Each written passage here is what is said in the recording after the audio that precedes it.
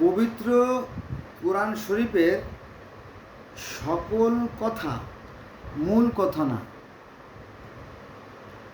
পবিত্র কোরআন শরীফের যে কথাগুলো আছে এই সকল কথা মূল কথা না। এখানে অসংখ্য উপমা, উদাহরণ, কিচ্ছা, কাহিনী, গল্প আছে। কার কথা? স্বয়ং সৃষ্টিকর্তা আল্লাহর কথা। আপনি মানবেন না, সেটা আপনার ব্যাপার। ঠিক আছে, বোঝায়।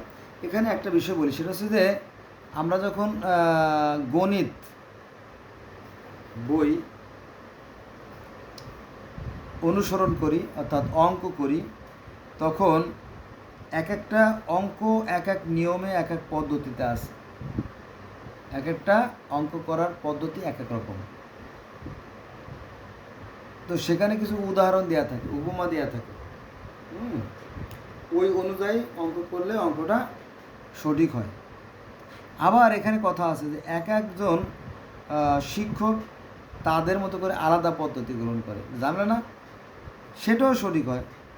এক স্যারের নিয়মের সাথে আর এক স্যারের মেলে না, অন্য নিয়মে চলে যায়। যাক, মোটামুটি যে যেমনই বলুক, অঙ্ক মিললেই হলো, এটাই সবচেয়ে বড় কথা। উল্টো পাল্টা যোগের জায়গায় বিয়োগ, বিয়োগের জায়গায় যোগ না হয়, তাই না? সে কথা বলা হয়েছে। দেখেন কী বলতেছি, সে জিনিসটা আমি বলি। সেটা বলতেছে যে তিনি মানে কি? আল্লাহ। তিনি তোমার প্রতি এই কিতাব অবতীর্ণ করেছেন। কার প্রতি? নবী মুহাম্মদ সাল্লাল্লাহু আলাইহি ওয়াসাল্লামের প্রতি।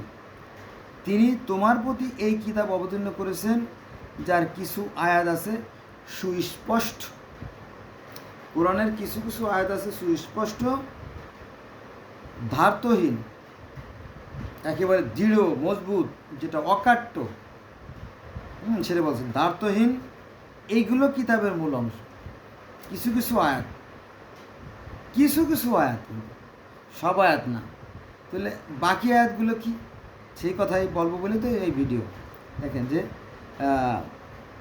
তিনি অর্থাৎ আল্লাহ পাক তোমার প্রতি, অর্থাৎ নবী মুহাম্মদ সাল্লাল্লাহু আলাইহি ওয়াসাল্লামের প্রতি যে কিতাব অবতীর্ণ করেছেন, যার কিছু আয়াত সুস্পষ্ট, ধার্তহীন, এগুলো কিতাবের মূল অংশ। আর অন্যগুলো কি? রূপক। অন্যগুলো রূপক, কিচ্ছা, কাহিনী, গল্প, নাটক, সিনেমা, এরকম দিকে ব্যাপারটা। কেন এগুলো?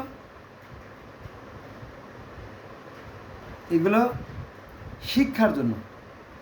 যেমন কোরআন শরীফ শুধুমাত্র নবী মুহাম্মদ সাল্লাল্লাহু আলাইহি ওয়াসাল্লাম আল্লাহ প্রেরণ করতে পারতেন, যে নবী এইভাবে এইভাবে এইভাবে এইভাবে এইভাবে এইভাবে এইভাবে নবীরা সব বলে শেষ করে দিয়েছে।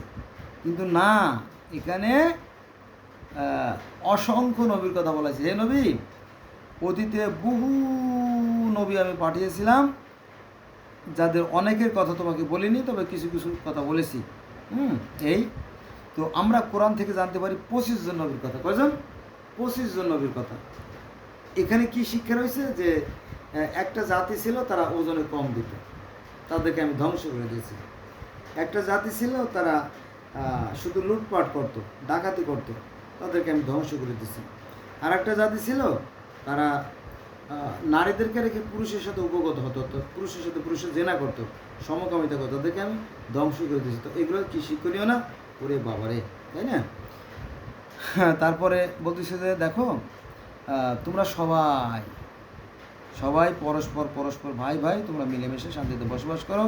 আমি পৃথিবীর অনেক সুন্দর করে সৃষ্টি করছি, তোমরা খাও দাও ফুর্তি করো, আর আমার কথা স্মরণ করো, সীমা লঙ্ঘন করো না। সীমা লঙ্ঘনকারীকে আল্লাহ পছন্দ করে না। এই তো শেষ, তাই না?